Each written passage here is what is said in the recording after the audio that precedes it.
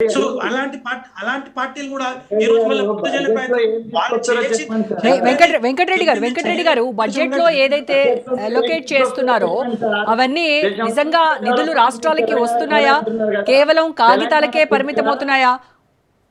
నిధులు మాత్రం మీరు చెప్పినట్టుగా రాష్ట్రాలకి చాలా నిధులు వస్తున్నాయని చెప్తున్నారు. మరి ఇవి ఎందుకు ఇప్పుడు కొన్ని ప్రాజెక్టులు ముందుకు వెళ్ళలేనటువంటి పరిస్థితి ఉంది?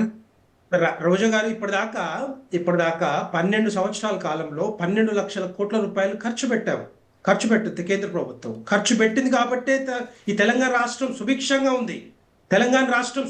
ఉంది. ఈ కాంగ్రెస్ ప్రభుత్వంలో పిఆర్ఎస్ ప్రభుత్వంలో కాదు ఇది. వాళ్ళు చెప్పిందే చేయలేకపోతా ఉన్నారు. ఈ రోజు రేపు పొద్దున ఈ తెలంగాణ రాష్ట్రాన్ని ఎక్కడ తీసుకుపోదాం అనుకుంటారు? వీళ్ళే చెప్పారు కదా, వీళ్ళ ముఖ్యమంత్రి గారే చెప్పారు. ఇప్పుడు తెలంగాణ రాష్ట్రం కోరుకుంటున్నటువంటి రైల్వే కోచ్ ఫ్యాక్టరీ కావచ్చు, ఒక నిమిషం రైల్వే కోచ్ ఫ్యాక్టరీ కావచ్చు, టెక్స్టైల్ ఫ్యాక్టరీ కావచ్చు, నవోదయ విద్యాలయాలు, తర్వాత పెండింగ్ లో ఉన్నటువంటి ఐఐఎం కావచ్చు, ఇవన్నీ ఎప్పటి నుంచి?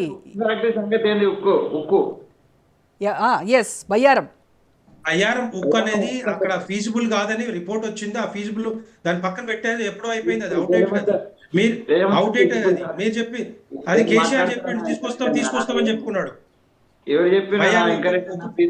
ఫ్యాక్టర్ అనేది. రెండవది మిగతా నవోదయ విద్యాలయాలు వస్తా ఉన్నాయి. ఈ బడ్జెట్ లో కూడా ఒక నిమిషం మాట్లాడతారు. నవోదయ విద్యాలయాలు వస్తా ఉన్నాయి. మొన్న కూడా 4 వచ్చినాయి కదా, మొన్న కూడా రీసెంట్ కూడా 4 వచ్చినాయి, ఇంకా వస్తాయి డెఫినెట్ వస్తాయి. అప్పీలో మీరు ఒక తెలంగాణ బిడ్డ అయి ఉండి బయారంలో పీస్ఫుల్నెస్ లేదు కాబట్టి ఇవ్వలేదు అనేటువంటి మాట అంటే మనము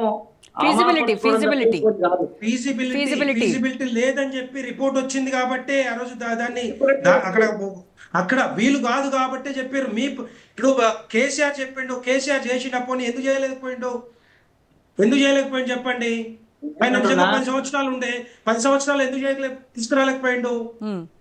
ఒకవేళ నిజంగా స్టేట్ గవర్నమెంట్ చిత్తశుద్ధి ఉంటే తీసుకురావచ్చు కదా. పర్మిషన్ ఫీజిబిలిటీ లేదు కాబట్టి క్లియర్ గా ఉందండి. ఆ రిపోర్ట్ వచ్చింది, మీరు చదువుకోండి ఒకసారి రిపోర్టు. దాంట్లో ఫీజిబిలిటీ లేదు కాబట్టి దాన్ని అది రావట్లేదు. అది తెలంగాణకు నెగిటివ్ ఉన్నాయని నువ్వు చదువుకొని వస్తావు. ఎవరు నెగిటివ్ అని చెప్తున్నారు? రిపోర్ట్ ఉందని చెప్తున్నారు. రిపోర్టు కేంద్ర ప్రభుత్వం రిపోర్ట్ ఇచ్చింది. మరి పాజిటివ్ అన్ని వస్తున్నాయి కదా, మీరు చెప్తేనే వస్తున్నాయి. ఒక్క నిమిషం వెంకటరెడ్డి గారు, ఉచిత రేషన్ కావచ్చు, గ్యాస్ సబ్సిడీ కావచ్చు, ఆరోగ్య పథకాలు కావచ్చు, వీటికి ప్రతిసారి కేటాయింపులు భారీగా ఉంటాయి అని చెప్తాం. కానీ ఎక్కడ అంచనాకు ఎప్పుడు కూడా తక్కువకే ఇస్తారు తప్ప ఎప్పుడు కూడా దానికి ఇది చేసినటువంటి అవకాశం లేదు. గత బడ్జెట్ హామీల్లో పేదలకు ఇచ్చినటువంటి మీరు ఏదైతే హామీలు ఇచ్చారో అవన్నీ కూడా గ్రౌండ్ లెవెల్లో నిజంగా వాళ్ళకి అక్కడ వరకు వెళ్ళాయా? అది ఎంతవరకు మీరు దానిపైన ఒక ఇది చేశారు చెప్పండి. రేషన్ బియ్యం అనేది వస్తూ ఉన్నాయి. 5 కిలోలు కేంద్ర ప్రభుత్వం నుంచి వస్తూ ఉన్నాయి. తెలంగాణ రాష్ట్రం ఇచ్చేది, రాష్ట్ర ప్రభుత్వాలు ఇచ్చేది ఓన్లీ 1 kg మాత్రమే. దాని 1000 కోట్ల రూపాయలు వస్తూ ఉన్నాయి. తర్వాత ఈవెన్ గ్యాస్ సబ్సిడీ వస్తూ ఉంది. తర్వాత మిగతా విషయాలు కూడా వస్తూ ఉన్నాయి. కానీ కాంగ్రెస్ రాష్ట్ర ప్రభుత్వం తీసుకున్న విషయాలు కూడా వాళ్ళు సీరియస్ తీసుకోవాలి కదా. వాళ్ళు కూడా ఇచ్చేవి కూడా వాళ్ళు ఏం చెప్తున్నారు, మేము అది ఇస్తున్నాం ఇది ఇస్తున్నాం అంటున్నారు. కానీ ఎక్కడ ఇస్తున్నారు చెప్పండి వీళ్ళు. సో నేను అనేది ఏంటంటే, ఎవరు అడిగినా అడగకపోయినా కూడా మన రిక్వైర్మెంట్ బట్టి ప్రపోజల్స్ పంపిస్తే డెఫినెట్ గా కేంద్ర ప్రభుత్వం కన్సిడర్ తీసుకొని ఈ ప్రాజెక్టులు కూడా ఇచ్చే. ఇప్పుడు పాలమూరు రంగారెడ్డి ఉంది, 12 సంవత్సరాలుగా ఎందుకు కట్టట్లేకపోతా ఉన్నారు? ఇప్పటిదాకా డిపిఆర్ సబ్మిట్ చేయలేదు.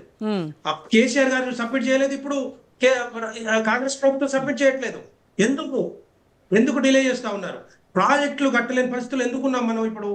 ఇవన్నీ కూడా డిపిఆర్ టైంకు సబ్మిట్ చేస్తే, ఈవెన్ మెట్రో ఫేజ్ 2 కూడా ఫేజ్ 1 కంప్లీట్ చేయండి, ఏదైతే హ్యాండ్ ఓవర్ చేయాల్సిన ప్రాసెస్ ఉందో అదంతా కంప్లీట్ చేసేసి చెప్తే డెఫినెట్ గా ఫేజ్ 2కి అలికేట్ చేసే అవకాశాలు ఉంటాయి.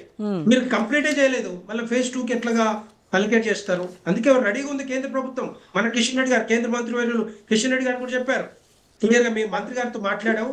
దాన్ని ఆ ఫేజ్ 1 మొత్తం కూడా ఏదైతే ప్రాసెస్ ఉందో, ఏదైతే హ్యాండ్ ఓవర్ చేసుకుంటా ఉన్నారో గవర్నమెంట్ ఎల్ఎన్టీ నుండి, అది కంప్లీట్ చేయమని చెప్తా ఉన్నారు. ఇలాంటివి చాలా ఉన్నాయి, చాలా ఇష్యూస్ ఉన్నాయి. అవన్నీ కంప్లీట్ చేస్తే కేంద్ర ప్రభుత్వం కూడా డెఫినెట్ గా బడ్జెట్ లో అలొకేట్ చేసే అవకాశాలు ఉంటాయి. ఈవెన్ మూసీకి కూడా వాళ్ళు ఎలకేట్ చేసే అవకాశం ఉంటాయి. మూసీ డిపిఆర్ పంపించారు ఇప్పటిదాకా. కానీ మూసీ కానీ డెవలప్మెంట్ ఈసారి బడ్జెట్ పంపించారా? మాత్రము ఏదో ఒక అద్భుతం జరిగిపోతుంది, ఏదో మిన్ను విరిగి మీద పడిపోతుంది అన్నంత గొప్పగా ఏముండదు. ఇది కేవలం ఎన్నికల బడ్జెట్. రాష్ట్రాల్లో రాబోతున్నటువంటి అస్సోం, వెస్ట్ బెంగాల్, తమిళనాడు, కేరళ ఈ రాష్ట్రాల్లో ఎన్నికలు రాబోతున్నాయి కాబట్టి ఆయా రాష్ట్రాలకు సంబంధించినటువంటి ఎన్నికల బడ్జెట్గానే చూడాలి. ఇది దేశవ్యాప్తంగా పనికొచ్చేటువంటి బడ్జెట్ ఇది కాదు అని కొంతమంది వాదిస్తూ ఉన్నారు. అదే అంత సోషల్ మీడియా ప్రచారం కొన్ని పార్టీలు కావాలని బుద్ధ జల్లే ప్రయత్నం చేస్తూనే ఉంటాయి ఎప్పుడు కూడా. ఎందుకంటే ఎవరైనా కూడా అదే అంటారు కదా, భారతీయ జనతా పార్టీని బ్లేమ్ చేయడానికి చేస్తున్న ప్రయత్నాలలో వాళ్ళు చేస్తూనే ఉంటారు కంటిన్యూస్ గా. అది మేము దాన్ని మేము పట్టించుకో. మాకు కావాల్సింది ఏంటంటే వికసిత భారత్ లక్ష్యమే కావాలి. భారతదేశంలో ఏ మూలన్న వ్యక్తి అయినా కూడా బాగుపడాలి ఆలోచనతో బడ్జెట్ రూపొందిస్తూ ఉంటారు. ఆ వికసిత భారత్ 2047 లక్ష్యంగానే పనిచేస్తూ ఉన్నారు. సో అది దృష్టిలో పెట్టుకొని కాంగ్రెస్ గవర్నమెంట్ ఉందా, బీఆర్ఎస్ గవర్నమెంట్ ఉందా, ఇంకొకటి ఉందా అనేది కాదు ఇక్కడ కావాల్సింది. ప్రతి ఒక్కరు బాగుపడాలని ఆలోచనతోటి అంత కూడా ప్రధానమంత్రి నరేంద్ర మోడీ గారి ఆలోచన అదే ఉంటుంది ఎంతసేపు ఉన్నా కూడా. తప్పితే డెఫినెట్ గా అన్ని రాష్ట్రాలు బాగుపడితేనే భారతదేశం బాగుపడుతుంది. ఇంకా మనం ఇప్పుడు 4th స్టేజ్కి వచ్చాం ఎకానమీలో అన్ని ప్రపంచ దేశాల్లో. సో 4th కు 3rd కి వెళ్ళాలనే ఆలోచనతో ఉన్నాం. అది బై 2032కి అది వెళ్ళే అవకాశాలు ఉంటాయి. ఇప్పుడు మనం చూసాం యూరోపియన్ దేశాలతోటి ఫ్రీ ట్రేడ్ అగ్రిమెంట్ చేసుకున్నాం, జీరో ట్యాక్స్. మన దగ్గరకు వచ్చే కార్లలో కూడా వేల లక్షల రూపాయలు మనం సేవ్ చేసుకునే అవకాశాలు ఉన్నాయి దీంట్లో. So zero tax. సో దానివల్ల దగ్గర నెక్స్ట్ 2 years లో, నెక్స్ట్ 6 years లో ఒక 2 trillion నుంచి 4 trillion డాలర్ ఎకానమీ పెరిగే అవకాశాలు ఉంటాయి. అట్లాంటిది మనం అందరం చేసుకుంటా ఉన్నాం. సో జర్మనీని అధిగమించి కూడా మన 3rd స్టేజ్కి పోయే అవకాశాలు ఉన్నాయి నెక్స్ట్ బై 32కి. అందుకే అన్ని రాష్ట్రాలు బాగుపడాలని ఆలోచన ఉంది, అన్ని రాష్ట్రాలకి డెవలప్మెంట్ జరగాలని ఆలోచన ఉంది, అన్ని రాష్ట్రాల్లో అలొకేషన్ జరగాలని ఆలోచన ప్రధానమంత్రి నరేంద్ర మోడీ గారికి ఉంది. ఇవన్నీ కూడా రాష్ట్ర ప్రభుత్వాలు పంపించే ప్రపోజల్స్ బట్టి ఉంటుంది తప్పితే మళ్ళీ కేంద్ర ప్రభుత్వం మీద బురద జల్లే ప్రయత్నాలు అయితే చేయదు. రైట్ అండి.